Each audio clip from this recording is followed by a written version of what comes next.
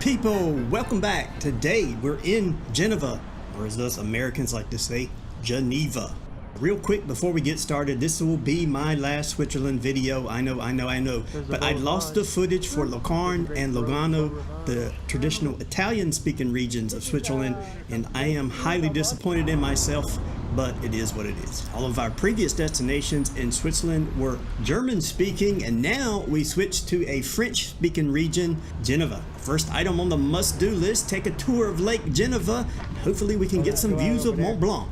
We had some time before the next boat departed, so we decided to take a tour around the lake. We took this cool little walkway under the Mont Blanc Bridge, or Pont de Mont Blanc. And while we were playing around with the swans that were swimming in the water, we got our first view of Île Rousseau. This island was named after the philosopher Jean-Jacques Rousseau and serves as a park with a statue of Rousseau himself. The island itself sits in the Rhône River, which feeds Lake Geneva. That red and yellow flag you see flying on the bridge there represents the canton of Geneva. If you look closely, you can see it's emblazoned with the Imperial Eagle and the Key of St. Peter. Next, we head out over the Pont de Berg, or the Berg Bridge. In case you hadn't figured it out yet, Pont equals bridge. We stroll up the lake promenade, or Pont du Lac. We make our way back to the Mont Blanc Bridge, and we decide it was getting a little hot and we needed some ice cream. A little Swiss mocha hit the spot. Before we knew it, it was time for us to board for our boat tour.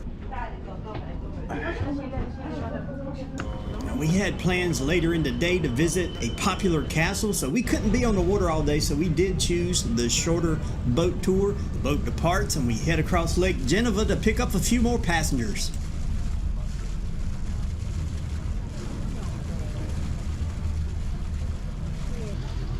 As we motor east-northeast on Lake Geneva, we get our first glimpse of Jet d'eau, the Geneva water fountain. Jet d'eau basically translates into water jet.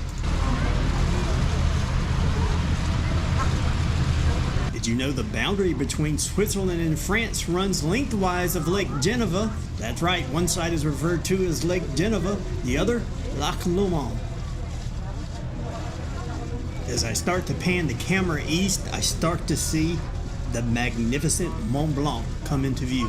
Just check out those snow caps. It is the highest mountain in the Alps and Europe, standing at over 14,777 feet, or 4,809 meters. Mont Blanc translates to White Mountain in French. The mountain is situated close to the borders of France and Italy and is owned by both countries due to a bilateral agreement.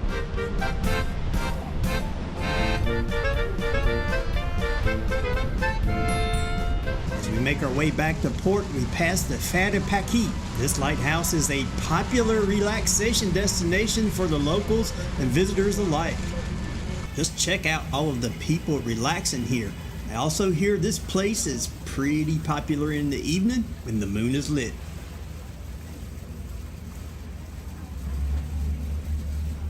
Okay, time to dock this thing and move to our next destination, the castle. We made our way to the train station and jumped the train to Vito. Vito is situated at the far eastern end of Lake Geneva, and it's just quicker to get there by train than it is by boat. We stepped out of the Vito Chillon train station and we were greeted with amazing views of Lake Geneva once again.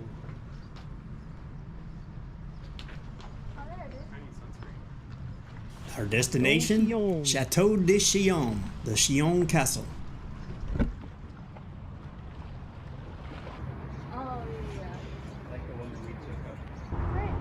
Stop yelling at me, look. Just after a brief jaunt down the pathway there, we started to get a glimpse of the castle.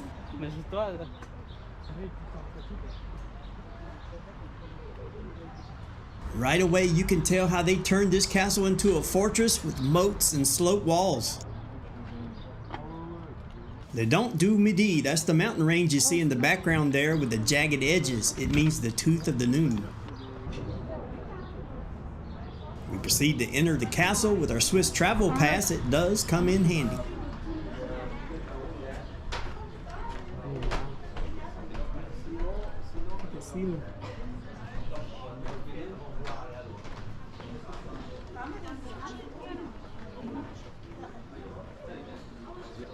Its name is a literal translation of castle built on a rock. Historians and archaeologists believe this castle dates back to the 10th century.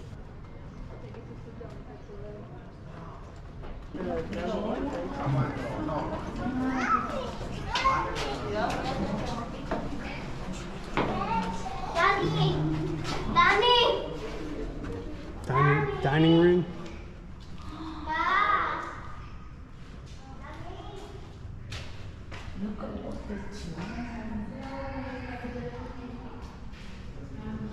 This island castle is strategically placed on a narrow passage at the east end of Lake Geneva, which made it prominent on the trade routes and easier to control and defend against ship traffic.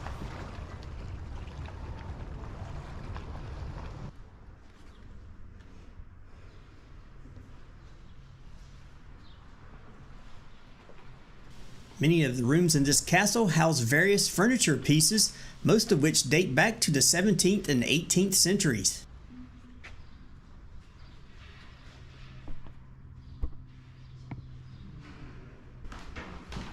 Give us a speech. Friends, Romans, countrymen, lend me your ears. The Dukes of Savoy used the castle as a prison in the 16th century wars of religion. Today you can still see chains that were used to hold prisoners. House of Savoy, Peter II of Savoy. Look at this man. Classic. This particular room was used as a reception hall. Check out the coat of arms painted on the walls. These coat of arms represent the Bernese bailiffs that stayed in the castle during the Middle Ages. Yeah, let's go. Need help? And a friendly reminder, watch your head. The hallways are not that tall. This area may have been one of the chapels and dedicated to the patron saint of chivalry, St. George's. He's missing a hand. He most likely had a lance in his right hand, but went missing. The legend of St. George goes that he once tamed and slayed a dragon that demanded human sacrifices.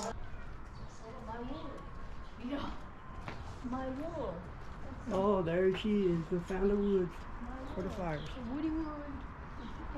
As we walked through this castle, there was no mistaking this thing was a medieval fortress.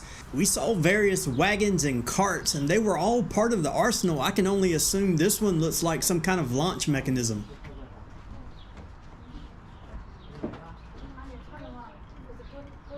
You want to make it more difficult for your enemy to climb or dismantle the walls of your castle? Well, build them with a slope. That'll teach them. Yeah. The people in there. Holy cow. Old knight's armor. Castle wouldn't be complete without some armor for its protectors. 15th century chainmail. Might be 530, I don't know. Oh, kind of scary. Yeah. Ooh. We noticed a lot of internal passageways in this particular wooden walkway here. You could just imagine a sentinel on guard protecting the castle from above. Who were in there, Ben? And you need to be able to celebrate those victories. So why not a wine cellar? The castle has its own vineyard and stores its wine in these cellars to age. Shalom Domain still possesses a vineyard. They still have the wine in here? Vineyard. Huh? It's sold exclusively in the castle and for the benefit of the conservation and restoration work. So they only sell this wine here. Cellar. She called it a vineyard. Just like that, we completed our castle tour and it was getting late and we had to get back because we had an early flight home. She's gonna wonder why her storage is so full one day. And she's gonna go through and be like, why do I have 15,000 pictures of the same lake? We're waiting out here at 4:30 a.m. Tram to the airport. That will wrap this video up. Hope you enjoyed the content. Just remember, everybody needs a plan B. Cha-cha for now.